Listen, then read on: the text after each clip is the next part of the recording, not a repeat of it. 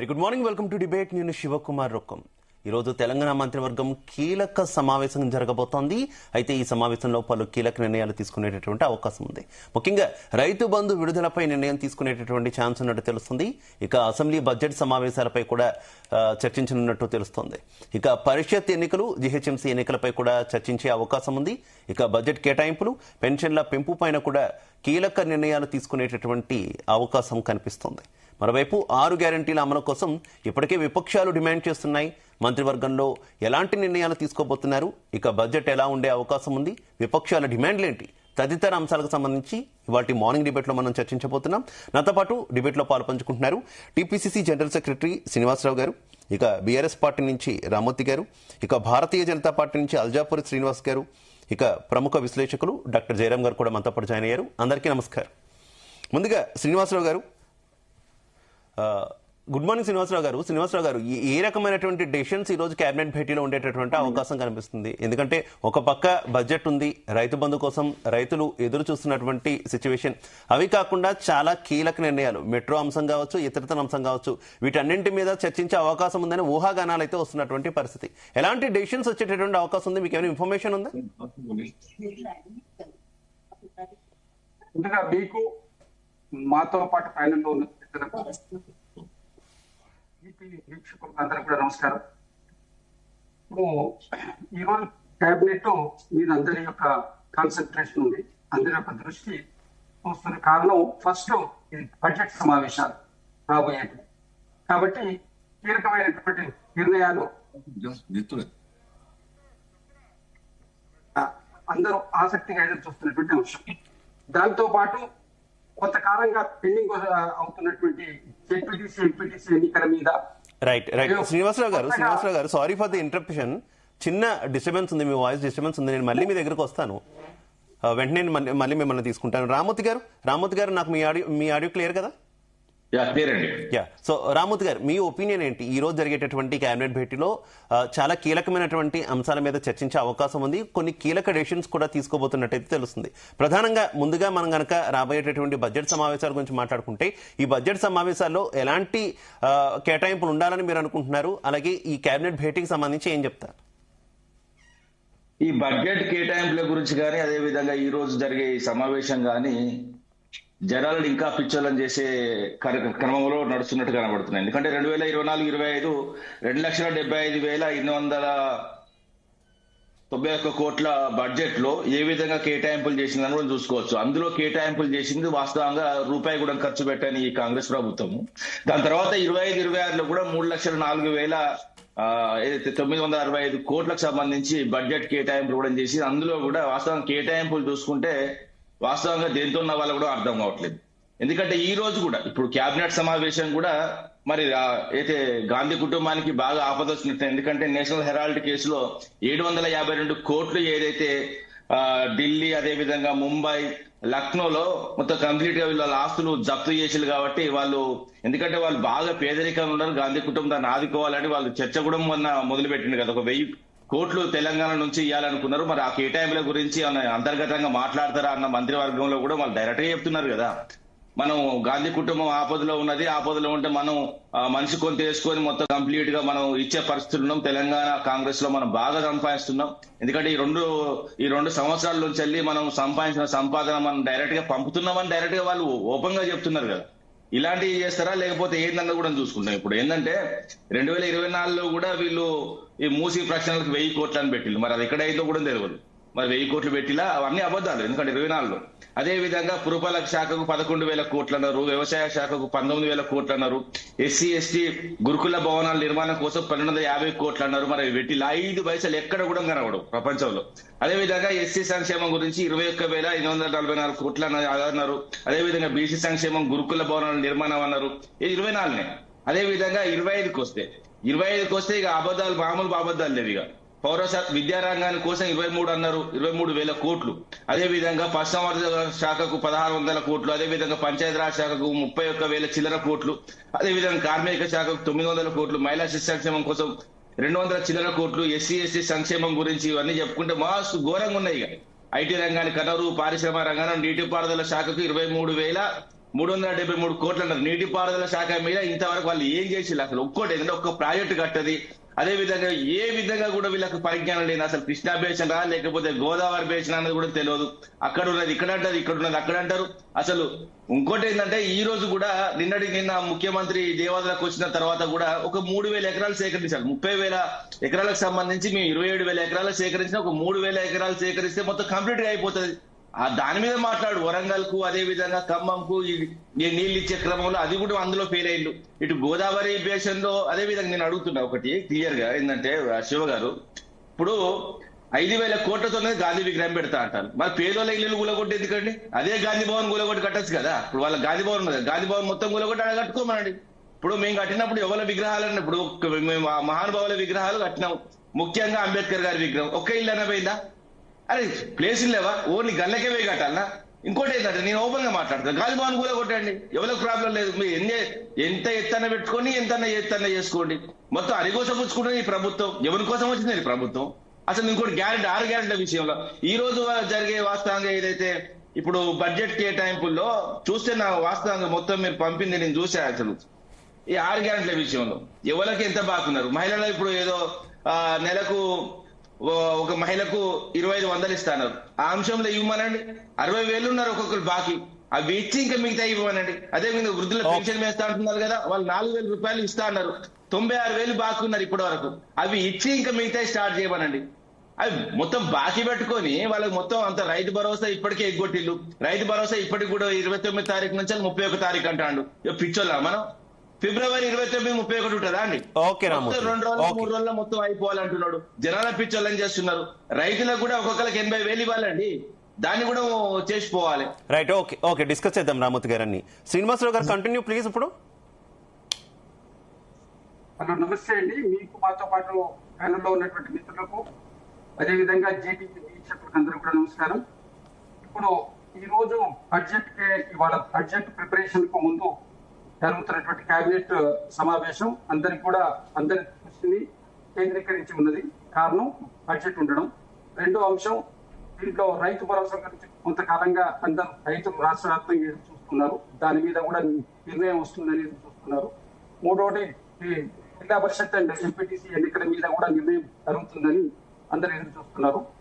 దాంతో పాటు కొత్తగా ఏర్పాటైన 3 కార్పొరేషన్లు జిహెచ్ఎంసీకి సంబంధించినటువంటి దాని మీద కూడా నిర్దిష్టమైనటువంటి సూచనలు నిర్ణయాలు వస్తాయని చెప్పి ఎదురు చూస్తున్నటువంటి ఈ తరుణంలో కూడా ఇప్పుడే మిత్రుడు రామూర్తి గారు మాట్లాడుతూ గత సంవత్సరం జరిగినటువంటి 2,79,000 కోట్ల రూపాయల బడ్జెట్ లో కేటాయించినటువంటి వాటిని సరి అయినటువంటి రీతిలో దానికి ఖర్చు చేయలేదు, ఎక్కడ చేసిందో అన్నట్టు.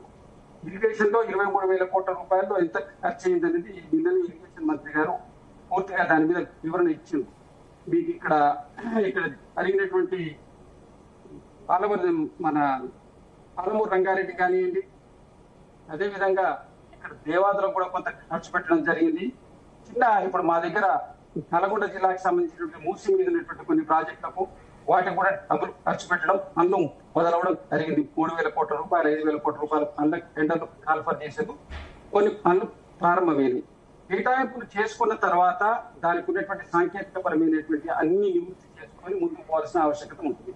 ఎడ్యుకేషన్ కోసం పెట్టినటువంటి వాటిలో కూడా అన్ని కూడా సరైన రీతిలో ఖర్చు పెట్టారు. కొంత కేటాయింపుల్లో ఖర్చు కాకుండా మిగులుతాయి. ఇది కొత్తగా జరిగేదేం కాదు. ఇది అనేక బడ్జెట్లలో కూడా అనేకమైనటువంటి బడ్జెట్లలో కూడా జరుగుతూ మిగులు బడ్జెట్ అంటూ పోతూ ఉంటాయి. ఇంతకుముందు 1,00,000 కోట్లు, 1,50,000 కోట్లు వీళ్ళు ఎప్పుడు పెట్టినప్పుడు కూడా వీళ్ళు అనుకున్నంత రీతిలో అక్కడ ఖర్చు కాలేదు. కాబట్టి ఇక్కడ అందరూ కూడా అర్థం చేసుకోవాల్సిన అంశం ఏంటంటే, ఇది ఏదైతే కేటాయింపులు మన ఉంటాయో అంచనాలు మళ్ళీ ఈ బడ్జెట్ ఇయర్లో రీచ్ అయినమా కాలేదా, కాకపోతే మళ్ళీ వాటిని చేస్తామనేది. రైట్ ఓకే శ్రీనివాసరావు గారు, మీ వాయిస్ ఇష్యూ అట్లానే ఉంది. మరోసారి నేను మిమ్మల్ని అప్రోచ్ అయ్యేటటువంటి సిచ్యువేషన్ చూస్తాను. రైట్, అల్జాపూర్ శ్రీనివాస్ గారు, నా ఆడియో క్లియర్ గా ఉందా మీకు? మీరేమంటారు ఈ మీటింగ్ కి సంబంధించి, ఈ కేబినెట్ మీటింగ్ సంబంధించి? కేబినెట్ మీటింగ్ ఆఫ్ కోర్స్ ఎప్పుడు కేబినెట్ భేటీ జరిగినా కూడా కీలక అంశాల మీదే డెసిషన్స్ ఉంటాయి. కాకపోతే ఈసారి ఎక్కువగా ప్రధానంగా అసెంబ్లీ బడ్జెట్ సమావేశాల మీద దృష్టి పెడుతున్నారు, ఎలాంటి కేటాయింపులు ఉంటాయంటే అనేటటువంటి అవకాశం ఉంది అనేటటువంటి సందేహాలు కలుగుతున్నాయి. ముఖ్యంగా మెట్రోకి సంబంధించి మెట్రోను ప్రభుత్వం పూర్తిగా హ్యాండ్ ఓవర్ చేసుకోవడం మీద కూడా ఒక కీలక డెసిషన్ తీసుకునేటటువంటి, అంటే ఆల్రెడీ అఫ్ కోర్స్ డెసిషన్ అనేది కన్ఫర్మ్ అయింది, మార్చి కల్లా కంప్లీట్ చేస్తామని అంటున్నారు. కాకపోతే అది రాష్ట్రానికి కొంత భారంగా మారేటటువంటి అవకాశం ఉందనేటటువంటి వార్తలు కూడా ఉన్నట్టు నేపథ్యంలో ఎలా చేస్తారనేటటువంటి చర్చ నడుస్తుంది కదా, ఏం చెప్తారు? శివ గారు నమస్తే. మీకు మా తోటి ప్యానల్ మిత్రులకు ప్రేక్షకులకు అందరూ. ఈ బడ్జెట్ యొక్క స్వరూపం బహుశా శివ గారు సుప్రీంకోర్టు జడ్జిమెంట్ లేకుంటే సుప్రీంకోర్టు యొక్క chief justice of India opinion బయటకు వచ్చిన తర్వాత ఈ యొక్క ప్రభుత్వం యొక్క ఆలోచన మారుతుందని అనుకుంటాం. ఎందుకంటే అక్కడ బ్యూరోక్రాట్ బాబుస్ ఉంటారు ప్రభుత్వంలో, ఐఏఎస్ ఆఫీసర్లు, అనేక మంది ఇంపార్టెంట్ ఆలోచన పనులు కూడా ఉండి ఉంటారు.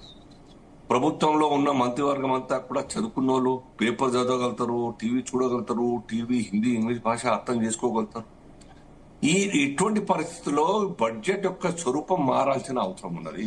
ఆ కోణంలో ఆలోచించాలని నేను కోరుకుంటా ఉన్నాను.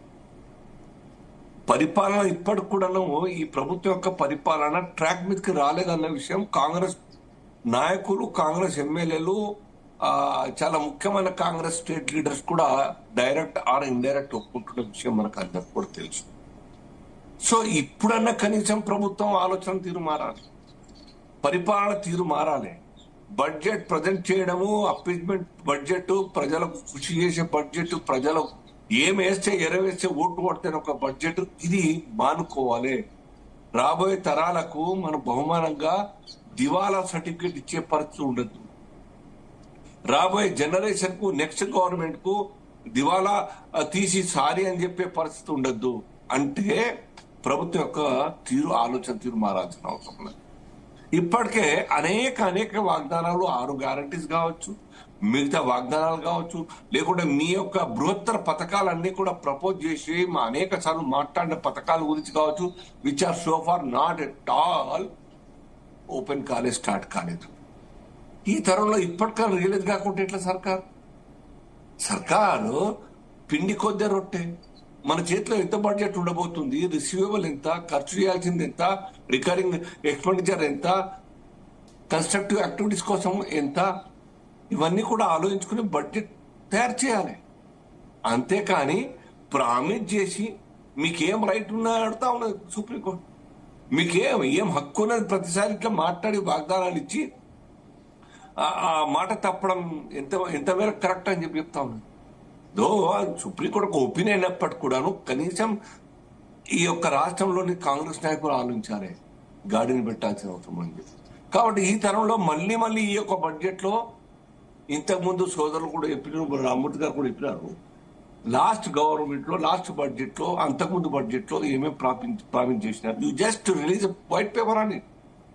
మా బడ్జెట్ లాస్ట్ టైం ఇంత మేము అలొకేట్ చేసినాం, but we could not implement, could not spend that much money అన్న విషయం తెలుస్తుంది. వాస్తవం కాదా? అది ఖర్చు చేసినారా ఏ రంగానికైనా? ఎటువైనట్టు ఆ బడ్జెట్, పేపర్ల మీద బడ్జెట్ గ్రౌండ్ లో కనబడదు, ట్రెజరీలో కనబడదు, మరి ఎటువైనట్టు ఆ డబ్బంతా కూడాను. సో డబ్బే లేనప్పుడు ఖర్చు చేసే అవకాశమే లేదు అన్న విషయం అర్థమవుతా ఉంది. కాబట్టి ఇటువంటి పరిస్థితుల్లో బడ్జెట్ అన్నది చాలా ఇంపార్టెంట్.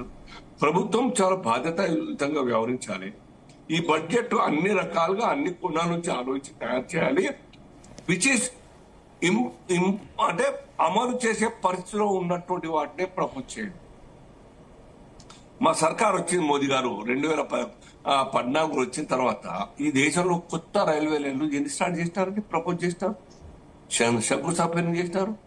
60 సంవత్సరాలుగా ఈ దేశంలో ఉన్నటువంటి ఒక పెండింగ్ రైల్వే ప్రాజెక్ట్స్ అన్ని కూడాను కాంగ్రెస్ హయాంలో కొబ్బరికాయ కొట్టి శంకుస్థాపన చేసి గ్రౌండ్ కానటువంటి ప్రాజెక్టులు అన్ని కూడా ఒకటి క్లోజ్ చేస్తూ కంప్లీట్ చేస్తూ వస్తుంది సర్కార్. కొత్త వాటికి పోలేదు.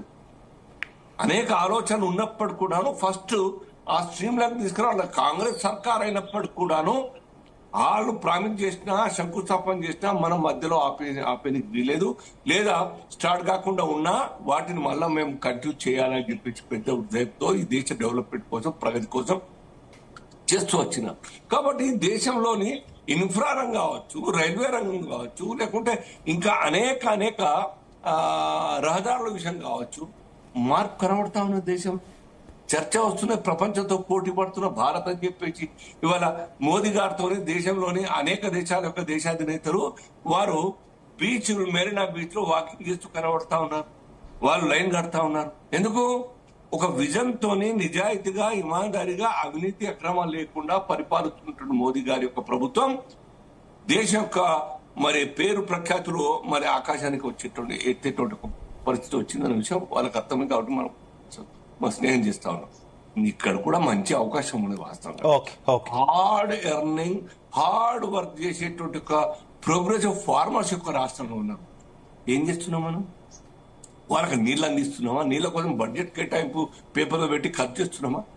నేను చెప్పేది ఒక్కటే శివ గారు, సర్కార్ ప్రయారిటీ ప్రాథమ్యమంతా కూడా ఫస్ట్ విద్యా విద్యా వైద్యం మీద ఇవ్వండి. ఏ కుటుంబంలోనైతే 2000 పెన్షన్ కోసం ఎదురు చూస్తున్నారో ఆ కుటుంబంలో 30, 40, 50 వేల శాలరీ వస్తే చాలు కదా. వాళ్ళు 2000 కోసం ఎందుకు లైన్ కడతారు? ఫ్రీ బియ్యం కోసం ఎందుకు లైన్ కడతారు? అటువంటి ఒక మ్యాన్ పవర్ తయారు చేయండి. హెచ్ఆర్ డిపార్ట్మెంట్ మీరు ఆలోచించండి. వైద్యం కోసం ఒక జ్వరం వచ్చినా కానీ 1000 రూపాయలు ఖర్చు చేసుకుంటున్నారు. మీరు 10 లక్షల ఆరోగ్యశ్రీ చెప్పినారే, మరి ప్రొవైడ్ చేస్తున్నారా? మీరు ఎటు పోతున్న డబ్బులంతా కూడా ఎందుకు బోర్డు పెట్టి కూడా మేము తీసుకుంటలేము, మా దగ్గర లేదు, సర్కార్ బడ్జెట్ ఇవ్వట్లేదు, గరీబులను వాపస్ చేస్తున్నారు. సో ఎడ్యుకేషన్ 10-12 వేల కోట్ల రూపాయలు ఈ సంవత్సరం కలిపితే 14,000, ఇంకా 2,000 కోట్లు పెరుగుతుంది. ట్యూషన్ ఫీజు లేనటువంటి ఒక రాష్ట్రం ఈ దేశంలో ఇంకెక్కడ ఉంటుంది చెప్పండి? దీని గురించి ఆలోచించండి మీరు. డ్రాప్అవుట్స్ జరుగుతా ఉన్నాయి ఇప్పటికి కూడాను. 30-40% డ్రాప్అవుట్ జరుగుతున్నాయి స్టూడెంట్లలో. దుబాయ్, గల్ఫ్ దేశాల కోసం విజా తీయడం గొప్ప కాదు, విదేశాలకు పోతున్నట్టు గొప్ప కాదు. అది చదువుకొని ప్రయోజకులయ్యే విధంగా తయారు చేసి పంపడం ప్రపంచానికి. Right. Okay got your point Aljafar Srinivas గారు. జయరామ్ గారు ఆడియో క్లియర్ కదా మీకు? జయరామ్ గారు మీరేం చెప్తారు? ఈ కేబినెట్ భేటీలో చాలా డెసిషన్స్ అయితే తీసుకోబోతున్నారు. ముఖ్యంగా వచ్చే బడ్జెట్ సమావేశాల గురించి కనుక మనం డిస్కస్ చేసుకుంటే బడ్జెట్ ఎలా ఉండబోతుంది అనేటటువంటి ఒక కుతూహలం కనిపిస్తుంది. కాకపోతే ఆశించిన స్థాయిలో ఉంటుందా? కేటాయింపులు ఎలా ఉండబోతున్నాయి? అసలు ఏ రంగాలకు ప్రాధాన్యత ఇవ్వబోతున్నారు అనేటటువంటి చర్చ కూడా నడుస్తుంది కదా. ఏం చెప్తారు? మీకు ప్యానెల్లో ఉన్న మిత్రులకు, జీనియస్ ప్రేక్షకులకు very good morning. So Shiva, ఇక్కడ మనము 2 విషయాలను గమనించాలి. ఒకటి వచ్చేసేమో రాజకీయ పార్టీలు మాట్లాడే గారడి, ప్రభుత్వం చేస్తున్న డ్రామా. ఈ 2 విషయాలను డెఫినెట్ గా ప్రస్తావనించకపోతే ప్రజలకు పెద్ద ఎత్తున నష్టం జరుగుతూనే ఉంటది. జరుగుతూనే ఉంటది అంటే ఏదైనా అర్థం చేసుకోవాలి. ఇప్పటి వరకు కూడా అది కంటిన్యూస్ ప్రాసెస్ గా 79 years నుంచి జరుగుతూనే ఉంది. కాబట్టి ఇవాళ ఒక్కరోజు జరుగుతున్నది కాదు, జరుగుతున్నది. ఒక ప్రణాళికబద్ధంగా పద్ధతి ప్రకారము ప్రజలను తప్పుదోవ పట్టించడం లోపల ప్రభుత్వాలు ఆరితేరి ఉన్నాయి. ఇక్కడ మాటల గారడి, అంకెల గారడి, ప్రజల ముందు తీసుకొచ్చి పెట్టేసి ఏదో చూపించేసి చప్పట్లు కొట్టే విధానం, ఇది ఏ ప్రభుత్వంలో ఉన్నదా లేదంటే అన్ని ప్రభుత్వాలలో ఇదే ఉన్నది. ప్రభుత్వం ఒకసారి వచ్చిన తర్వాత వాళ్ళు చెప్పే మాటలకు, ప్రతిపక్షంలో ఉన్నప్పుడు చెప్పే మాటలకు చాలా వైవిధ్యం ఉంటది. ఒకసారి కనుక మీరు ప్రభుత్వంలోకి వస్తేనేమో నియంతల్లాగా అహంకారం బల్బుతోని వ్యవహరించేసి దోపిడి దొంగల్లాగా ఒక ఇంటిని దోసుకుంటే, చంబర్లోయ దొంగలైన ఒక ఇంటిని దోసుకుంటే తినడానికి తిండి పల్లెలు తలలు చెంబులను వదిలేస్తున్నాం. కానీ ఇప్పుడు జరుగుతున్న దోపిడి మాత్రం అది కూడా వదిలేసేటట్లేదు. ఒకసారి అధికారంలోకి వస్తే ఇంత ఘాటైన మాటలు మాట్లాడాల్సిన పరిస్థితి. ఎందుకంటే ఇప్పుడు జరుగుతున్నది అదే. కాబట్టి వాళ్ళకన్నా కొంత ప్రేమ, నిజాయితీ, ఆప్యాయత ఉంటదేమో, కానీ ఇక్కడ రాజకీయ నాయకులకైతే ఏది లేదు. అలాగని చెప్పేసి ప్రతిపక్షాలన్న దాన్ని నిలదీసి ప్రజల ముందు తీసుకెళ్తాయంటే లేదు, పూలతోని కొడుతూ ఉన్నారు. ఇది ఓన్లీ మాటలతోని మాత్రమే సరిపెడుతున్నారు. దీనివల్ల పెద్ద ప్రయోజనాలే ఉండవు. స్పష్టంగా చెప్పాల్సింది ఏంటి అంటే విగ్రహాల వల్ల ప్రజలకు ఏం ఒరుగుతుంది? అది బాబాసాహెబ్ అంబేద్కర్ విగ్రహమే కావచ్చు, గాంధీ మహాత్ముని విగ్రహం కావచ్చు, సర్దార్ వల్లభాయ్ పటేల్ విగ్రహం కావచ్చు. ఏ విగ్రహాలైనా ఏం పెడతాయి? కాదు అనుకుంటే అక్కడ ఒక పర్యాటక స్థలం ఉంటుంది, ఫోటోలు దిగడానికి, సెల్ఫీలు దిగడానికి, రీల్స్ చేసుకోవడానికి, ఈ స్థలాన్ని సందర్శించడానికి పనికి వస్తుంది. సరే, వాళ్ళ పేర్లు ఉంటాయి, ఇది ఎవరు కట్టిల్లంటే పలానా వ్యక్తి కట్టిల్లు అనేది వాళ్ళ పేర్లు ఉంటాయి. కానీ నెల్సన్ మండేలా గారు ఒక మాట చెప్పారు, ఆ బుద్ధి మనకు ఎందుకు లేదో తెలియదు. ఆయన అన్న మాటలు ఏంది అంటే, ఒక ప్రముఖ యూనివర్సిటీ లోపల, దక్షిణాఫ్రికా లోపల, నేను నా దేశాన్ని కనుక నేను రక్షించుకున్నాను, నేను నా దేశాన్ని అభివృద్ధి పదంలో తీసుకెళ్తున్నాను, నేను నా దేశాన్ని అత్యున్నత స్థాయి లోపల ఒక క్వాలిటీ ఎడ్యుకేషన్ ఇస్తున్నాను, నేను నా దేశానికి స్వతంత్ర హక్కుదారునిగా తీర్చిదిద్దుతున్నాను అంటే నా యూనివర్సిటీలు, నా స్కూళ్ళు, నా విద్యాలయాలు మాత్రమే కీలకంగా ఉండాలి అనే దాన్ని ఉండాలి. దీని కింద బాబాసాహెబ్ అంబేద్కర్ అని పేరు రాసి పెడతారు. అంటే బాబాసాహెబ్ అంబేద్కర్ మాట్లాడిన మాటలు ఆయన దక్షిణాఫ్రికాలో యూనివర్సిటీలో పెట్టేశారు. మరి మనకు సిగ్గుందా? ఆయన మాటలను పక్కన వాళ్ళు ఆయన మాటలు పెట్టేసి ప్రజల కోసం పనులు చేస్తున్నారు. ఇక్కడ బొమ్మలు పెట్టేసి ప్రజలను వచ్చేసి తాగుబోతులను తయారు చేస్తున్నారు. వీళ్ళు కదా చెంబల్లో దొంగలంటే. ఇప్పుడు కదా, నేను మొదటిసారి అన్నప్పుడు ప్రేక్షకులు కూడా అనుకోవచ్చు, ఏంది జయన్న ఇంత చదువులు చదువుకొని వచ్చేసి రాజకీయ నాయకులు అంతా మాట్లాడినారు, రాజకీయ నాయకులు అందరూ ఉంటారు కదా, ఒకవేళ కనుక ఈయన పొలిటికల్ అనలిస్ట్ గా మానేస్తారు, రేపు రాజకీయ పార్టీలో మారితే ఈయన కూడా దొంగనే. Yes, absolutely. ఒక వ్యక్తిని, ఒక ప్రశ్నించే గొంతుకను మనము కట్టేయాలి, కుక్కలాగా కట్టేయాలంటే ఆ పార్టీ కన్నువ తీసి మెల్లో వేస్తే చాలు, వాడు కుక్కలాగానే పడి ఉంటాడు. ఇది మాట నేనన్న మాట కూడా కాదు, ఇది మహాత్మా కాంచీరామ్ అన్న మాట. అంటే ఈరోజు ఏ మహాత్ములన్నా, ఏ మేధావులన్నా, ఎవరన్నా కూడా ఇంకొక మాట, వాజ్పేయి గారు ఒక మాట అంటారండి, అసలు నిజంగా ఆయన పాదాలకు నమస్కరించాలి. ఆయన ఏమంటారంటే, నిండు పార్లమెంట్ లోపల నా దేశ భద్రత కోసం, నా దేశ స్వతంత్ర హక్కుల కోసము, నా దేశాన్ని స్పష్టంగా పాలించాలి, బతకాలి అంటే ఇందిరాగాంధీ తీసుకున్న నిర్ణయాలను ఒక ఐరన్ లేడీ గారి అభినందిస్తున్నాను చెప్తుంటారు. అంత దమ్ము ఎవరికి ఉన్నదండి ప్రతిపక్ష నాయకులకి? నిజంగా గనక పాలకులు తీసుకునే నిర్ణయాలు మంచి అన్నప్పుడు ఆ మంచి అని చెప్పే దమ్ములు మీకున్నాయా? లేదు, రాజకీయం మాత్రమే ఉన్నది. ఒక మహోన్నతమైన వ్యక్తి, ఆయన కావాలనుకుంటే చాలా సంపాదించుకోగలుగుతారు, మరి ఎందుకు సంపాదించలేకపోయారు? అలాగని చెప్పి బీజేపీ నాయకులు ఏం పత్తిత్తులని నేను చెప్పట్లేదు, ఇప్పుడు అదే పనిగా ఉన్నది. అంటే ఒక మహాత్ముని గురించి మాట్లాడడానికి మాకు ఎలాంటి అభ్యంతరాలు లేవు, ఒక దొంగల గురించి మాట్లాడడానికి ఎలాంటి భయాలు కూడా లేవు.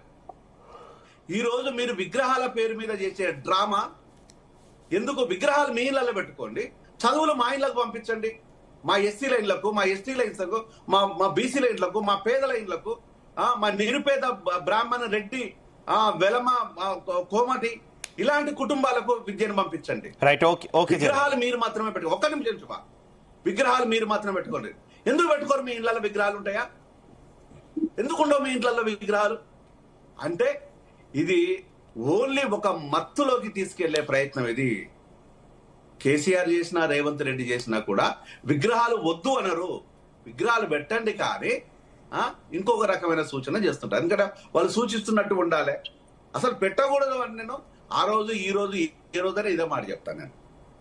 అంటే ఇక్కడ ప్రజలకు విద్యా వైద్యము చాలా కీలకము. అల్జాపూర్ శ్రీనన్న చెప్పినట్టుగా, తమ్ముడు రామ్మోహన్ చెప్పినట్టుగా విగ్రహాలు అవసరం లేదు. ఇక ఆ తర్వాత పార్టీ సూచించేది ఇంకో దగ్గర పెట్టుకో, అసలు విగ్రహాలే అక్కర్లేదు. అంటే దీన్ని ఎవరు ప్రతిపాదించాలి? ఎందుకు ఇంతమంది ప్రజల ప్రతిపాదన మీ కళ్ళకు కనిపించడం లేదా? కానీ ఈరోజు భూములు గద్దల్లాగా తన్నుకపోకుంటూ అదే బిజినెస్ గా పెట్టుకున్నారు రాజకీయ నాయకులు, కొంతమంది రాజకీయ నాయకులు, ప్రభుత్వంలో ఉండే అనేక మంది. ఈరోజు అదొక వ్యాపారంగా పెట్టుకున్నారు. ఈరోజు రాజకీయంగా గవర్నమెంట్ చేసేది. మరి ప్రజల పక్షాన మీరు ఎప్పుడు మాట్లాడలేదు కనుక, ప్రజలతో మీరు ఎప్పుడు ఉన్నారు కనుక, అంటే ఈరోజు ప్రజలుగా మాకు తెలివితేటలు లేవనేదే మీరు బలమైన అంశాలను నమ్ముతున్నారు.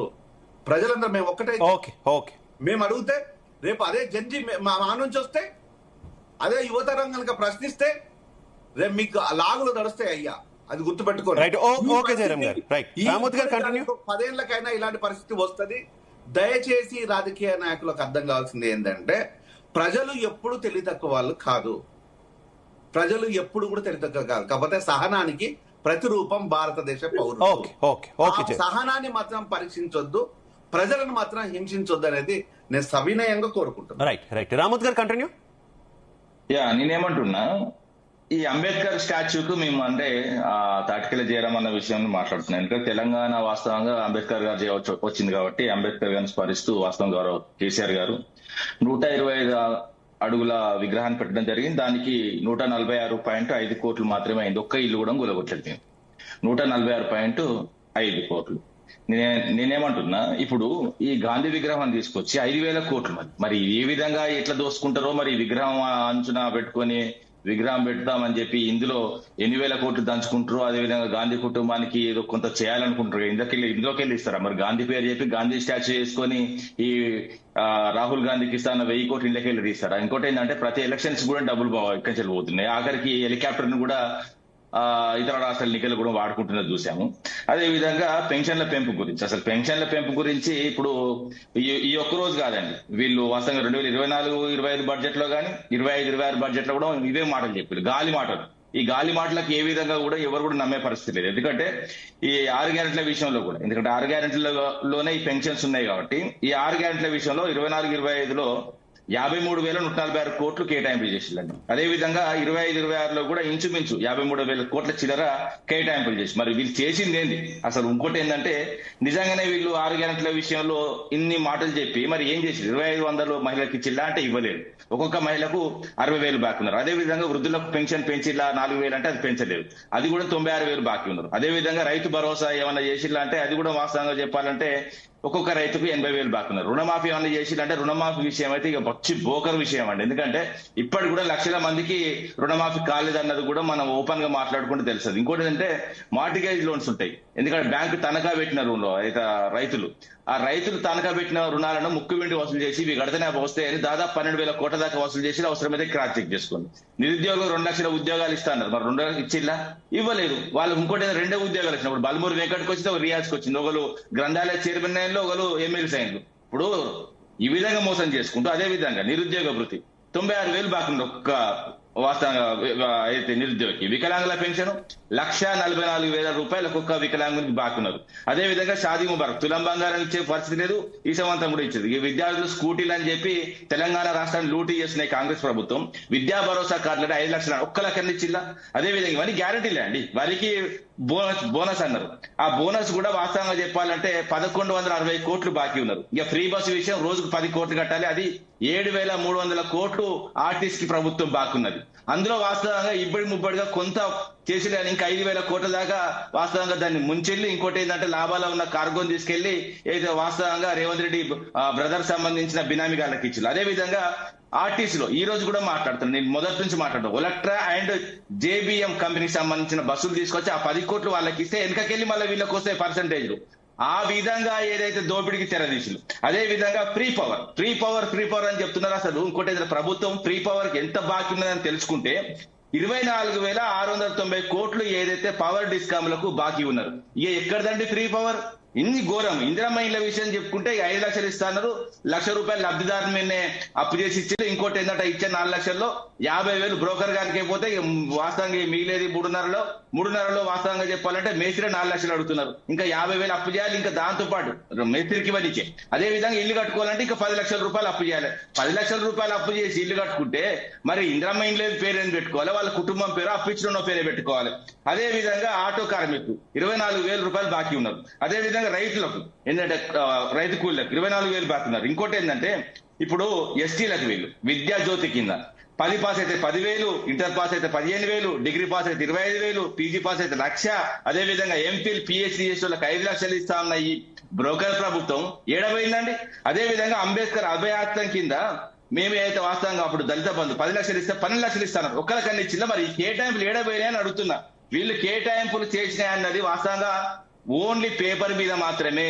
వాస్తవంగా అక్కడ ఎక్కడ ఉండవు. మనకు కనబడ్డదా అంటే కనబడ్డది, కనబడలేదంటే కనబడలేదు. కానీ ఇప్పుడు స్టోరీ ఉంటుందండి, మీకు ఈ బడ్జెట్ కేటాయింపులు కనబడ్డాయి అన్నోళ్ళు మంచోళ్ళు అంటే అందరూ చేస్తారు, కనబడలేదు అన్నోళ్ళు చెడ్డోళ్ళు అంటే చేస్తారు. ఆ విధంగా మొత్తం బహునం చేస్తున్నారు అంతే తప్ప వీళ్ళు పేపర్ మీద ప్రభుత్వం తప్ప ప్రజల కోసం ఉన్న ప్రభుత్వం కాదు. ఇంకోటి ఏంటంటే ఈ 6 గ్యారెంటీల పేరు చెప్పి అధికారంలోకి వచ్చిన తర్వాత పాలు వేసుకొని పంచుకుంటా ప్రభుత్వం. ఏదైతే 16 మంది మంత్రివర్గంలో ఉన్నారో, అదే విధంగా ముఖ్యమంత్రి బ్రదర్స్ ఉన్నారో, మొత్తం ఒక మేకను కోసి పాలు వేసుకొని పంచుకున్నట్టు. ఎందుకంటే క్లియర్ గా బయటపడుతున్నారు కదా మేడం. ఎక్కడ జరిగినా ఏ కాంట్రాక్ట్ జరిగినా వాళ్ళు మంత్రులు కొట్టుకుంటున్నారు. ఇక్కడ నాకు డబ్బులు రావు, అక్కడ నాకు డబ్బులు రావు, వాని కోడికి ఇచ్చిండు, వీని కోడికి ఇచ్చిండు. ఈ విధంగా వీళ్ళు గల్లలు పట్టుకుని కొట్టుకున్నారు. ఇంకోటి డబ్బుల కోసం తప్ప ఈ ప్రభుత్వం, ఇంకోటి మళ్ళా కూడా చెప్తున్నా, ఈ రోజు కూడా చెప్తున్నా, ఈ కాంగ్రెస్ ప్రభుత్వం ఓటీపీ ప్రభుత్వం, వన్ టైం పాస్వర్డ్ మళ్ళీ రాదు కాబట్టి వాస్తవంగా దోచుకోవడం దాచుకోవడం అంతే తప్ప ఇంకేం లేదండి. ఇప్పుడు వాళ్ళు చాలా సందర్భాల్లో వీళ్ళు మాట్లాడండి తెలంగాణ ఏటీఎం లాగా మాట్లాడి ఏటీఎం లాగా. ఇప్పుడు నేనంటున్నా ఏటీఎం అంటే అనుమూల టెల్లర్ మిషన్స్ ఆ విధంగా మారిపోయింది మొత్తం కంప్లీట్ గా. రైట్, ఓకే రామ్మూర్తి గారు. శ్రీనివాసరావు గారు 3 ముఖ్యమైనటువంటి విషయాలు. ఒకటి, గాంధీ విగ్రహానికి సంబంధించి ఇప్పటికే స్థానికుల నుంచి పూర్తి స్థాయిలో వ్యతిరేక వస్తున్న నేపథ్యంలో ఏమైనా కేబినెట్ భేటీలో డెసిషన్ తీసుకుని కొంత వెనక్కి తగ్గే అవకాశం ఏదైనా ఉందా? రెండోది, ఉద్యోగులకు సంబంధించినటువంటి బకాయిల విషయంలో ఉద్యోగుల నుంచి కూడా ఆందోళన వ్యక్తం అవుతుంది. ఈసారి కేటాయింపులు ఏ రకంగా ఉండే అవకాశం ఉంది ఈ బడ్జెట్లో? వారి సమస్యలు పరిష్కరిస్తారా?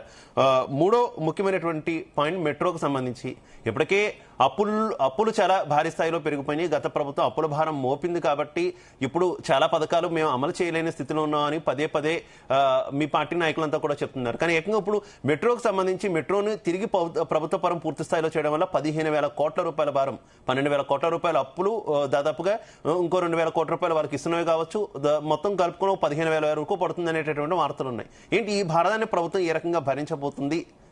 ఏం చెప్తారు ఈ 3 అంశాలకు సంబంధించి? మా వాయిస్ క్లియర్ ఉందండి? కంటిన్యూ అండి. Audio clear? Continue. Audio clear ఉందా మాది? కంటిన్యూ శ్రీనివాస్ గారు.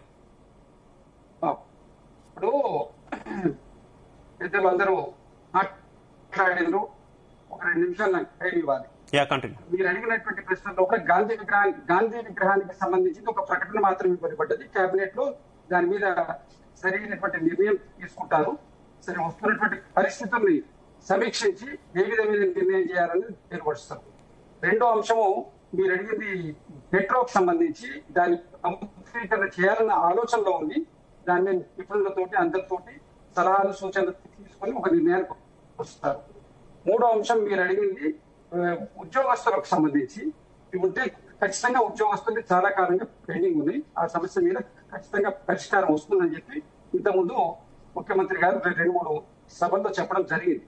అయితే ఇక్కడ ఆలోచించాల్సిన అంశం ఏంటంటే, ముందు మన బీజేపీ నాయకుడు శ్రీనివాస్ గారు మాట్లాడుతూ విద్యా వైద్యానికి ప్రాముఖ్యత ఇవ్వాలి, ఏదైనా ప్రభుత్వాలు ఉచిత పథకాలు, సుప్రీంకోర్టు జడ్జిమెంట్ ఏదైతే వచ్చిందో దాన్ని తీసుకొని బడ్జెట్ మీద చర్చ ఉంటుంది అని వారు అన్నారు. అది ఖచ్చితంగా ఉంటుంది, ఎందుకంటే సుప్రీంకోర్టు దాని మీద ఒక అభిప్రాయం వెలువచ్చింది కాబట్టి దానికి అనుగుణంగానే కేబినెట్ ఆలోచిస్తుందని అనుకోవాలి. ఎందుకంటే కేబినెట్ యొక్క పూర్తి ఎజెండా అనేది బయటికి రాదు, అందరికి తెలిసినటువంటి విషయం. ఇంకా కేబినెట్ అయిన తర్వాతనే మనకి ఏం జరిగిందని తెలుస్తుంది, కానీ ఎవరికైనా కూడా కేబినెట్ ఎజెండా బయటికి రాదు. అయితే విద్యా వైద్యం మీద కేంద్ర ప్రభుత్వం ఎంత బడ్జెట్ కేటాయింపులు మొన్నటి దాంట్లో పెంచింది, పోయిన బడ్జెట్ కు ఈ బడ్జెట్ కు కేంద్రంలో ఎంతవరకు దానికి పెంచింది? విద్యా వైద్యానికి మానవ వనరుల శాఖ కింద ఉన్నటువంటి దాంట్లో ప్రధానంగా వారి దీన్ని ఒక స్పోర్టివ్ గా, ఒక మోటివేషన్ గా తీసుకుంటే అన్ని రాష్ట్రాలు దాన్ని అనుసరిస్తాయి. వాళ్ళు కేటాయింపులేమో అత్యంత తక్కువగా చేస్తూ రాష్ట్రాలకు ఇచ్చే దాంట్లో కూడా చాలా కోతలు పెడుతూ, రాష్ట్రాలను మాత్రం మీరు పూర్తి స్వేచ్ఛగా మీరు నిర్ణయం తీసుకోండి అంటే, ఇప్పుడు జిఎస్టీలో ఎక్కువ శాతం పే చేసేటువంటి రాష్ట్రాలు తెలంగాణ రాష్ట్రానికి కూడా సరైనటువంటి కేటాయింపులు రావట్లేదు. అదేవిధంగా ఇప్పుడు జయరామ్ గారు మాట్లాడుతూ, సరే ఏ పార్టీలు ఉన్నా కూడా చేస్తాయన్నారు, వారు రాజకీయ విశ్లేషకులు కాబట్టి అన్ని పార్టీలు వాళ్ళు ఎండగట్టారు. ఏ ప్రభుత్వాల్లో అయినా కూడా బడ్జెట్ లో అంచనాలకు బడ్జెట్ పూర్తి సంవత్సరానికి వచ్చే వరకు మిగులు అమలు కానటువంటివి చాలా ఉంటాయి. కాబట్టి దాని విషయంలో ఏ ప్రభుత్వాలు అందరూ కూడా ఎవరు కూడా అతీతులే కాదు.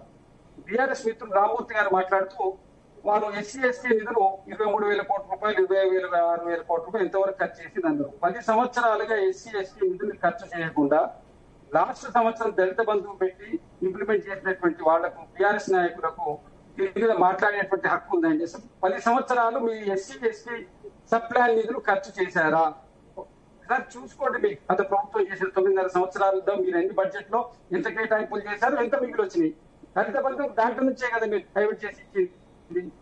కోసం ఇప్పుడు ఎవరినైనా విమర్శించే ముందు ఇప్పుడు అన్ని 6 గ్యారెంటీల గురించి ఎండగడుతూ వచ్చారు. ఆర్టీసీ లాభాల్లో వచ్చింది, ప్రభుత్వం ఇవ్వాల్సినటువంటి బకాయిలు ఉన్నాయి. అదే టీఆర్ఎస్ బీఆర్ఎస్ ప్రభుత్వం ఉన్నప్పుడు ప్రభుత్వం బకాయిలు లేకుండా ఎప్పటికప్పుడు అప్డేట్ ఇచ్చిందా? ఏ ప్రభుత్వమైనా నడిపే దాంట్లో ఇబ్బందులు ఉంటాయి. దానికి అందరైనా ఎవరు అతీతులు కాదు.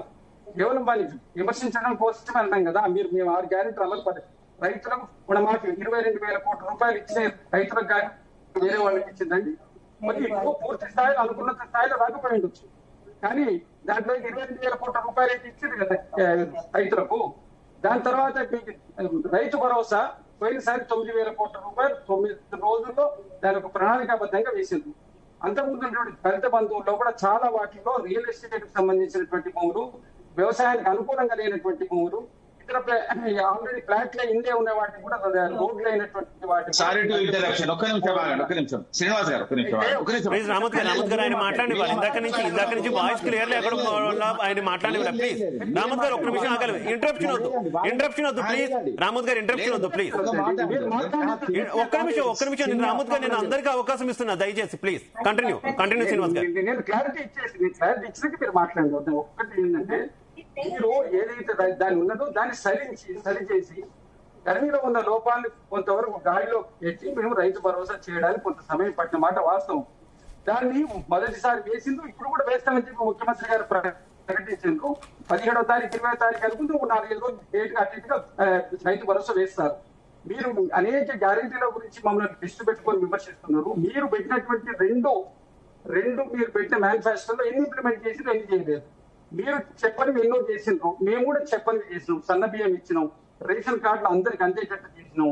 ముందు బిలో పావర్టీ లెవెల్లో ఉన్నటువంటి లబ్ధిదారులను గుర్తించడానికి ప్రధానమైనటువంటి సాధకమైనటువంటి రేషన్ కార్డులను కాంగ్రెస్ పార్టీ వచ్చిన తర్వాత ఎన్ని ఇచ్చింది, ఎంతవరకు అందరికి అందుబాటులో తెచ్చినాం. ఇందిరమ్మ ఇళ్లు మొదలు పెట్టినాం. 10 సంవత్సరాలుగా డబుల్ బెడ్రూమ్ ఇళ్ళు అయితే మీకు ఇవ్వలేదు కదా. మేము ఇందిరమ్మ ఇళ్లను మొదలు పెట్టినాం. మీరు కట్టిన ఇళ్లను పంచలేదు. రాజశేఖర రెడ్డి గారి సమయంలో అప్పటి నుంచి ఈ సమయంలో కట్టిన ఇళ్లను కూడా కనీసం లబ్ధిదారులకు ఇవ్వలేదు. మేము ఇందిరమ్మ ఇళ్లు మొదలు పెట్టాం. గృహప్రవేశాలు కూడా అవుతున్నాయి. గృహప్రవేశాలకు కూడా మీ ఎమ్మెల్యేలు మా ఎమ్మెల్యేలు అందరినీ పిలుస్తున్నారు, వెళ్ళొస్తున్నారు.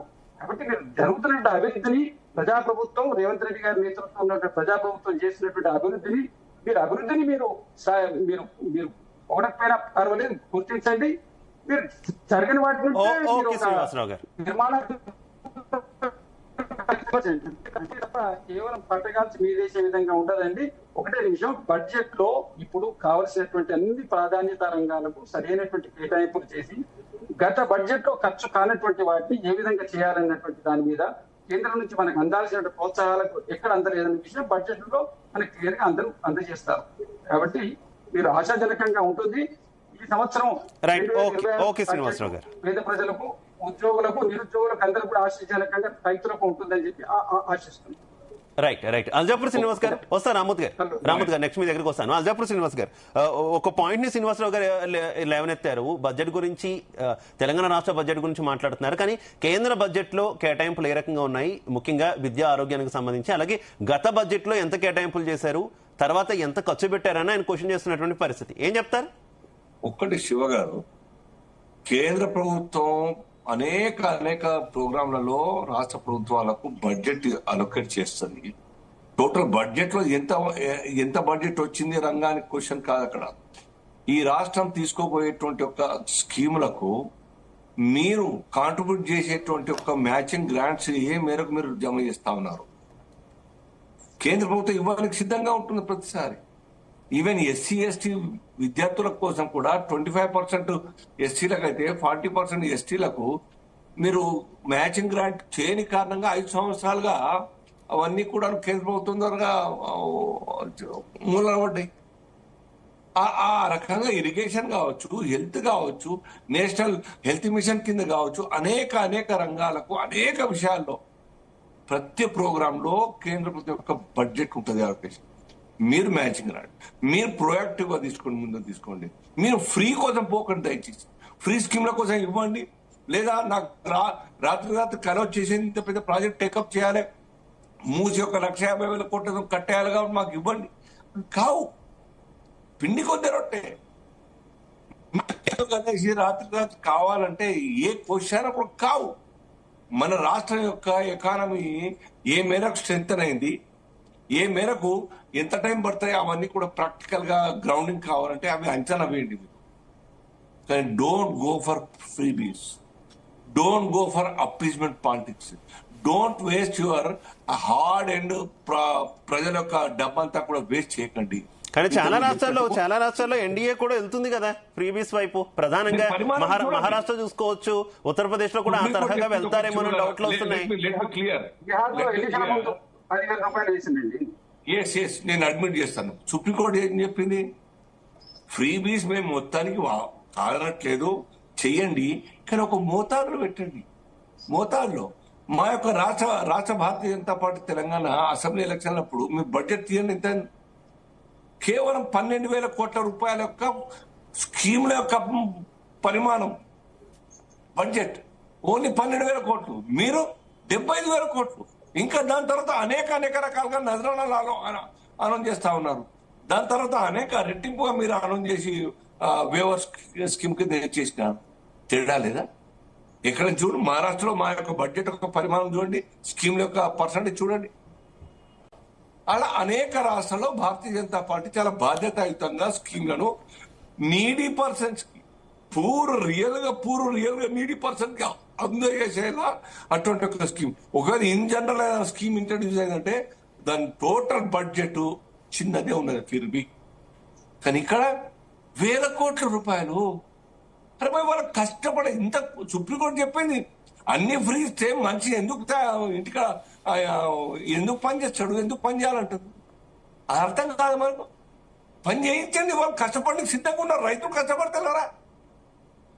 మబ్బున 5 గంటలకు లేచి తోటలకు పోతారు, పొలాలకు పోతారు, పార్యానికి గేదె యొక్క పేడ తీస్తారు, కడుగుతారు, వాళ్ళని స్నానం చేయిస్తారు.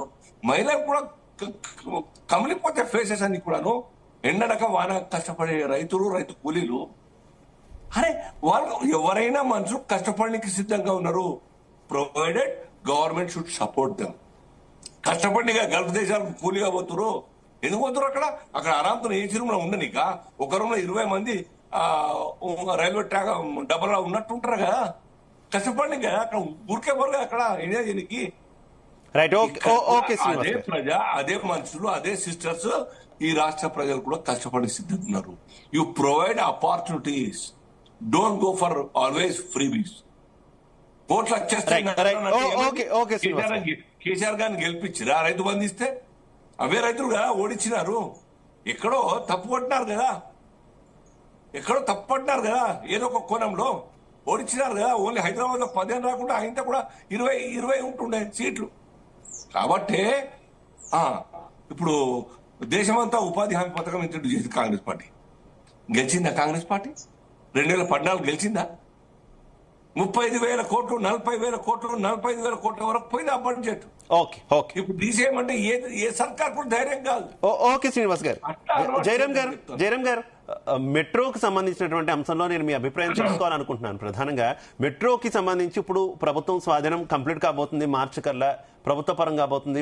పూర్తిగా ప్రభుత్వ పరం అయితే ఖచ్చితంగా కూడా 15,000 కోట్ల రూపాయల భారం అయితే పడుతుందంటూ కూడా చెప్తున్నటువంటి పరిస్థితి. అలాగే దీని తర్వాత మెట్రో విస్తరణ, ముఖ్యంగా మెట్రో విస్తరణ కోసమే ప్రస్తుతం ఇది క్లియర్ చేసుకుంటున్నటువంటి సిచ్యువేషన్. మెట్రో విస్తరణ చేయబోతున్నారు. అసలు వైబిలిటీనే కాదు, నష్టాల్లో ఉందని చెప్పి ఎలాంటి లాంటి సంస్థ తప్పకుంటుంటే ప్రభుత్వం పూర్తిగా నెత్తిన పెట్టుకుంటున్నటువంటి పరిస్థితి. ఈ భారాన్ని ఏం చెప్తారు దీని మీద? ఇది ఒకటేందంటే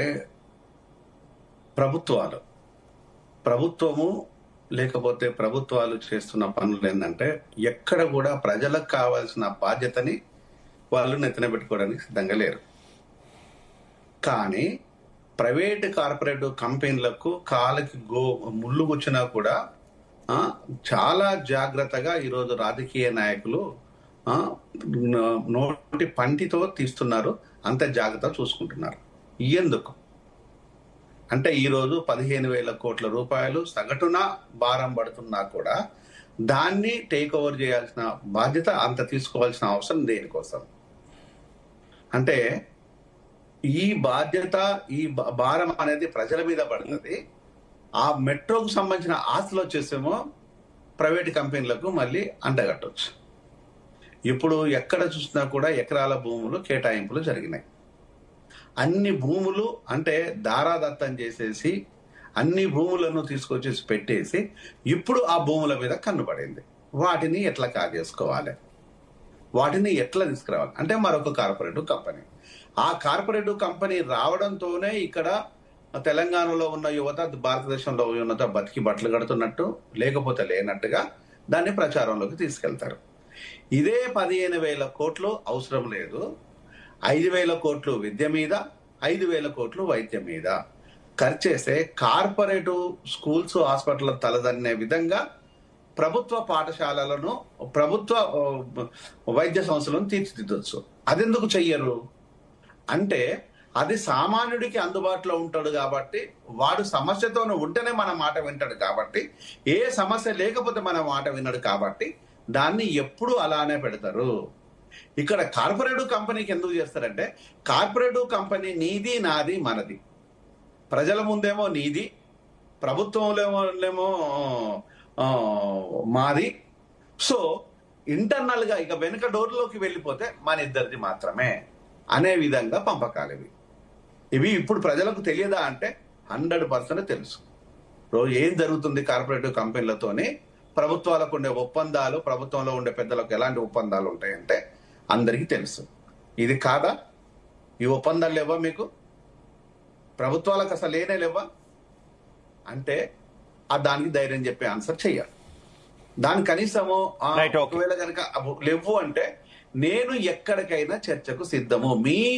మీ ఐఏఎస్లు వస్తారో, లేకపోతే మీ చీఫ్ సెక్రటరీలు వస్తారో, మీ మంత్రులు వస్తారో, ఎవరు వచ్చినా పర్లేదు, లేకపోతే మాజీ వాళ్ళు వచ్చినా పర్వాలేదు, నేను సిద్ధం.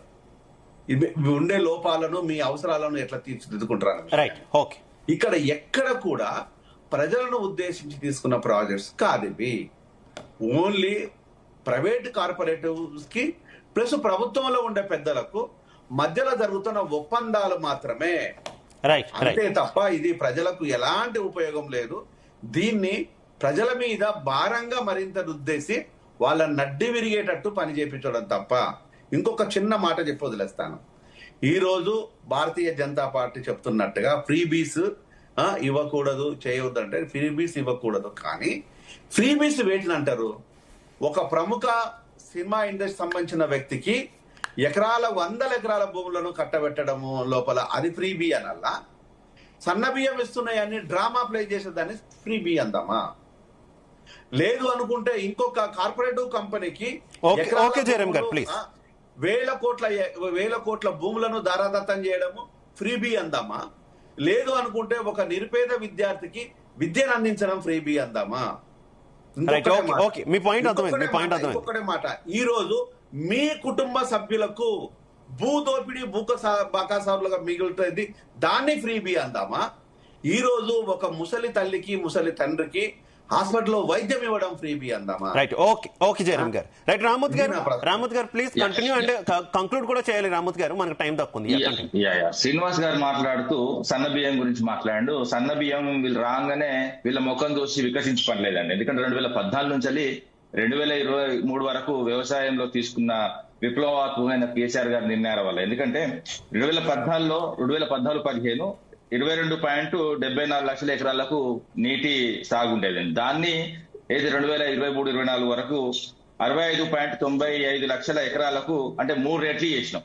సో ఈ విషయంలో నీళ్లు ఎక్కువ వచ్చినాయి కాబట్టి అదే విధంగా వరి దిగుబడికి సంబంధించి క్లియర్ గా చెప్తున్నా. ఎందుకంటే ఈ అబద్ధాలు ఆడడం మాకు రాదండి. ఎందుకంటే అబద్ధాల మీద పేకమేటలాగా నిర్మించుకున్న కోట ఎప్పుడైనా కూలిపోతుంది. మేము ఎప్పుడు అబద్ధాలు ఆడలేదు కాబట్టి సరే తాత్కాలిక దెబ్బలు దాకొచ్చు కానీ అంతిమంగా విజయం మాది. ఎందుకంటే దిగుబడి విషయంలో వరి 42.82 లక్షల టన్నులు ఏదైతే 2014లో అయితే 2015 వరకు, ఇది మా ప్రభుత్వం ఉన్నంత వరకు 2014 వరకు 146.46 లక్షల టన్నులు వచ్చిందండి. అంటే దాదాపు ట్రిపుల్ అయింది. అదే విధంగా గత 2 సంవత్సరాల్లో ఇంకా వరి సాగు తగ్గింది వీళ్ళు వచ్చిన తర్వాత. ఎందుకంటే 1,30,000 ఎకరాలు తగ్గిందండి వీళ్ళు వచ్చిన తర్వాత. ఇంకా మేమున్నప్పుడు ఏ విధంగా పెరిగింది అన్నది కూడా మొన్న పార్లమెంట్ లో క్వశ్చన్ అడిగితే క్లియర్ గా చెప్పడం జరిగింది. 98 లక్షల ఎకరాలు కొత్తగా ఆయకట్టు గత 10 సంవత్సరాల్లో బీఆర్ఎస్ ప్రభుత్వం ఇచ్చిందండి. అదే విధంగా రేషన్ కార్డుల గురించి పశ్చాబద్ధం ఆడండి. ఎందుకంటే వాస్తవంగా మేమున్నప్పుడు 6,47,479 కార్డులు ఇచ్చినామని వాళ్ళకు సంబంధించిన శాఖ మంత్రి అసెంబ్లీలో చెప్పడం జరిగింది. అదే విధంగా ఇంకా మాట్లాడు దళిత బంధు ఎంతమందికి ఇచ్చిళ్ళు, మీరు ఎస్సీలు ఎస్సీలకు ఏ విధంగా చేసిళ్ళు అంటే వాస్తవంగా చెప్తున్నాం, నా భూతో నా భవిష్యత్తు భారతదేశంలో ఎస్సీలను వెలవేసినట్టే చూసిన ఈ కాంగ్రెస్ ప్రభుత్వం. అదే విధంగా కాంగ్రెస్ పార్టీ వాళ్ళను ఓటు బ్యాంకు లాగా వినియోగించుకున్న అయితే కాంగ్రెస్ పార్టీ ₹1 ఇచ్చిన వాళ్ళకు మేము వచ్చిన తర్వాత 38,232 మందికి దళిత బంధు 10 లక్షలు ఇచ్చింది. ఇంకా వాస్తవంగా ఇప్పటి వరకు ఉంటే దాదాపు డబుల్ అయ్యే ట్రిపుల్ అయ్యేది. సరే అవన్నీ పక్కన పెడదాం. ఇంకో విధంగా రైతు బంధు విషయం మాట్లాడాడు. మేమున్నప్పుడు ఏదైతే ఎంత మందికి ఇచ్చిల్లో కథా కార్ఖానా మీరు అది చేసి ఇది చేసి చెట్లు గుట్లకి ఇచ్చారంటే మేమున్నప్పుడు 68,99,000 మంది ఫార్మర్స్ కి మేము రైతు బంధు ఇవ్వడం జరిగింది. ఈ రోజు నిన్న వీళ్ళు తీసుకున్న నిర్ణయం అండి. ఇక ఎవరికి ఇస్తారో అర్థం చేసుకోండి. 68,99,000 మందికి మేము ఇస్తే వీళ్ళు 69,39,548 మందికి ఇస్తారట. అంటే మేమిచ్చిన దానికంటే 40,548 మందికి ఎక్స్ట్రా ఇస్తారంట. మరి ఇప్పుడు ఎవరు ఇచ్చినట్టు చెట్ల గుట్ల కన్నా అర్థం చేసుకోవాలి. ఇప్పుడు ఇవన్నీ ఇప్పుడు 40,000 వచ్చింది, మేము ఇచ్చిన దానికంటే 40,548 ఫార్మర్స్ కి ఎక్స్ట్రా ఇస్తుంటారు. మరి ఎక్కడి నుంచి పుట్టుకొచ్చింది వీళ్ళు? ఇంకోటి ఏంటంటే వాస్తవంగా చెప్పాలంటే ఇప్పటికీ 130,000 ఎకరాలు సాగు తగ్గింది. అంటే ఇంకా రైతులు తగ్గాలి, కానీ రైతులు ఎట్లా పెరిగిందని అడుగుతున్నా. సో వీధి దోపిడికి తెరదీసిళ్ళు. మేము ట్రాన్స్పరెంట్ గా ఇచ్చినాము, పోయింది కూడా మేము వ్యవసాయం సాయం చేసిన వ్యక్తులకు కాదు. ఈ విధంగా మాట్లాడు తప్పండి. అదే విధంగా చిల్లర మాటలు బంద్ చేసి ఇప్పటికైనా కూడా చేసుకోవాలి. ఇప్పుడు మూసీ నది నీళ్లను సాఫ్ చేయమన్నారండి, కానీ కన్నీళ్లను మూసీ నది పరివాహక ప్రాంతంలో ఉన్న ప్రజల కన్నీళ్లతోని కన్నీళ్లు పెట్టి కడుగుతామంటే ఆ కన్నీళ్ళలో కొట్టుకుపోతుంది కాంగ్రెస్ ప్రభుత్వం. నేను మరీ చెప్తున్నా, వాళ్ళ ఏడుపులు పెడబొబ్బులు. నీకు అర్థమైందండి. ఇప్పుడు మనం కూర్చొని బాధాప్తగా మాట్లాడుతున్నాం, మన ఇల్లు కూలిపోతుంది రేపు అంటే ఆ బాధ ఎంత ఉంటుందో అర్థం చేసుకోవాలండి. ఇది కాల్చే ప్రభుత్వం, కూల్చే ప్రభుత్వం. అప్పుడు ఉద్యమం పేరుతోనే విద్యార్థులు ఒకసారి ఇవ్వ అని అప్పుడు విద్యార్థులను కాల్చి చంపిన ప్రభుత్వము. నేను మరీ చెప్తున్నా, 69లో 369 మందిని కాల్చింది అప్పుడు ఇందిరాగాంధీ ప్రభుత్వం. ఓసారి ఓసారి ఇయ్య అని 2014 ముందు జరిగిన అయితే సోనియా గాంధీ తీసుకున్న నిర్ణయాల దాదాపు 1000 మంది కాల్చే ప్రభుత్వం, ఇప్పుడు ఇండియన్ కూల్చే ప్రభుత్వం తప్ప ఈ ప్రభుత్వంతోని వాళ్ళ పేదరికం, వాళ్ళ నాయకుల పేదరికం, ఇందిరమ్మ రాజ్యంలో వాళ్ళ నాయకుల పేదరికం.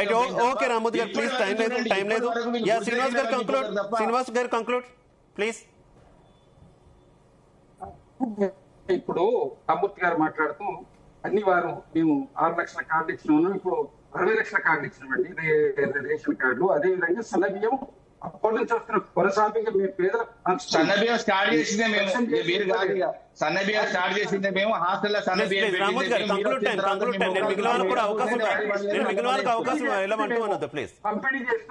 పంపిణీ చేస్తుంది కాంగ్రెస్ ప్రభుత్వం. మరి మూసీకి సంబంధించినటువంటి అంశంలో కూడా స్పష్టత రాకుండా, పూర్తి అనౌన్స్మెంట్ రాకుండా దాని గురించి ఏదో ఈరోజు పర్వాలు చేయడం అనేది కాదు. ఒక ప్రాజెక్ట్ అనుకూలంగా దాంట్లో ఎక్కువ చేసి వాడే కొన్ని నోటీసులు డిపిఆర్ ఇళ్ళ కొడతానండి. ఆవేదన ఉంటుంది కదా, డిపిఆర్ లేదు మరి ఇళ్ళ కూడా కొడతారు. డిపిఆర్ లేదు ఇళ్ళ కూడా కొడతారు. ఎవరికి ఏమి ఇచ్చిండు?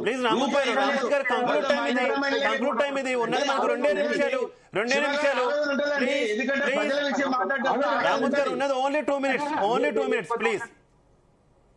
ఒకటే ఇక్కడ ఏంటంటే కేబినెట్ లో జరగబోయేటువంటి నిర్ణయాలన్నింటినీ కూడా ఈ సంవత్సరానికి పూర్తి స్థాయిలో ప్రజలకు అన్ని విధాలుగా అన్ని రంగాల్లో కూడా చేయూతనిచ్చే విధంగా ఉంటుంది. ముఖ్యంగా వ్యవసాయదారులకు, యువతకు, అదే విధంగా ఈ చేనేత కార్మికులకు, మిగిలిన అనేక రకాలైనటువంటి ఉద్యోగస్తులకు వాళ్ళకున్న ట్రైనింగ్ అన్నింటి కూడా క్లియర్ చేసి సర్వతోముఖాభివృద్ధితో రాష్ట్రాన్ని ముందుకు తీసుకుపోవడానికి రేవంత్ రెడ్డి గారి నేతృత్వంలో ఉన్నటువంటి కాంగ్రెస్ ప్రభుత్వం పూర్తి స్థాయిలో పనిచేయడానికి సిద్ధంగా ఉన్నది, పని చేస్తుంది. ఇంకొకటి ఏంటంటే ఇక్కడ ఇరిగేషన్ సంబంధించిన వాటిలో గత సంవత్సరంలో పూర్తి కానటువంటి వాటి ఈ సంవత్సరము దాని ఒక ఇంపార్టెంట్ మిషన్ గా పెట్టుకొని దాన్ని పూర్తి చేయడానికి ప్రయత్నం చేస్తున్నది. కాబట్టి దీని అన్ని విధాలుగా ఇప్పుడు జరగబోయేటువంటి ఈ సమావేశంలో కూడా అనేక అంశాల మీద మనకు క్లారిటీ అదనపు భారం అని అంటున్నారు, కానీ ప్రజల సౌకర్యంగా ఉన్నది. ఒక ఇంపార్టెంట్ సంస్థ ఎల్ఐటి తప్పుకుంటున్నప్పుడు దానికి ప్రజలకు ఇబ్బంది కాకుండా ముందు టేక్ ఓవర్ చేసి తర్వాత వేరే వాళ్ళు ఎవరైనా వస్తే ఇవ్వాలన్నటువంటి ఆలోచన ఉండి ఉంటది. అందుకోసం ఎక్కడ దాన్ని ఉన్న సిస్టమ్ ను రన్ చేయాలనేటువంటిది ఒకటి, దాన్ని ఎక్స్పాండ్ చేయాలనేటువంటి ఒకటి మాత్రమే. శ్రీనివాస్ గారు కంక్లూడ్ ప్లీజ్, మనకు సమయం తక్కువ ఉంది ప్లీజ్. శివగారు ఈ బడ్జెట్ సందర్భంగా రాష్ట్ర ముఖ్యమంత్రి గారు చాలా సీరియస్ తీసుకొని ఇప్పుడు ఇటువంటి ఒక చర్చలు విన్న తర్వాత అనేక పెను మార్పులు తీసుకురావాల్సిన అవసరం ఉన్నది. ఏ రకంగా అయితే మోదీ గారు వచ్చిన తర్వాత బడ్జెట్ సిస్టమ్ ఎట్లయితే మార్చినారో, రూపురేఖలు మార్చినారో, ఆ రకంగా కొద్ది టైం ఇవ్వండి. ఒక 3-4 రోజులు టైం ఇచ్చి నిష్ణాతులతో కూర్చొని కొత్త తరహాలో బడ్జెట్ ముందర పెట్టే ప్రయత్నం చేయండి తప్ప మూసలాగా ప్రతిసారి కృషి చేసే బడ్జెట్ పెట్టి అనవసరంగా నవ్వుల పాలు కావద్దని నా ఉద్దేశం తప్ప ఇంకే. Right, thank you so much Aljapur Srinivas గారు, శ్రీనివాసరావు గారు, రామ్మూర్తి గారు, జయరామ్ గారు, అందరికీ కూడా ధన్యవాదాలు డిబేట్లో పాల్పంచుకున్నందుకు. ఓవరాల్ గా చూసుకుంటే ఈ రోజు అయితే తెలంగాణ మంత్రివర్గ సమావేశం జరగబోతుంది. ఈ సమావేశంలో పలు కీలక నిర్ణయాలు తీసుకునేటటువంటి అవకాశం అయితే ప్రధానంగా కనిపిస్తుంది. ముఖ్యంగా రాబోయేటటువంటి బడ్జెట్ సమావేశాల్లో బడ్జెట్ ఏ రకంగా ఉండేటటువంటి అవకాశం ఉంది, ముఖ్యంగా కేటాయింపులు ఎలా ఉండాలనే దానికి సంబంధించి ఈ సమావేశంలో చర్చించే అవకాశం కనిపిస్తుంది. అలాగే ఉద్యోగులకు సంబంధించినటువంటి పెండింగ్ నిధుల విషయం కావచ్చు, మెట్రో టేక్ ఓవర్ విషయం కావచ్చు, ఇక మూసీ సుందరీకరణ, ముఖ్యంగా గాంధీ విగ్రహ ఏర్పాటు తదితర అంశాల మీద కీలక డెసిషన్స్ అయితే వెలువడేటటువంటి అవకాశం అయితే కనిపిస్తుంది. చూద్దాం కేబినెట్ ఎలాంటి డెసిషన్స్ తీసుకుంటుంది, అలాగే వాటికి సంబంధించి విపక్షాల నుంచి ఎలాంటి రెస్పాన్స్ వస్తుందన్న దానికి సంబంధించి. ఇది వాటి debate. Keep watching Zee Telugu news.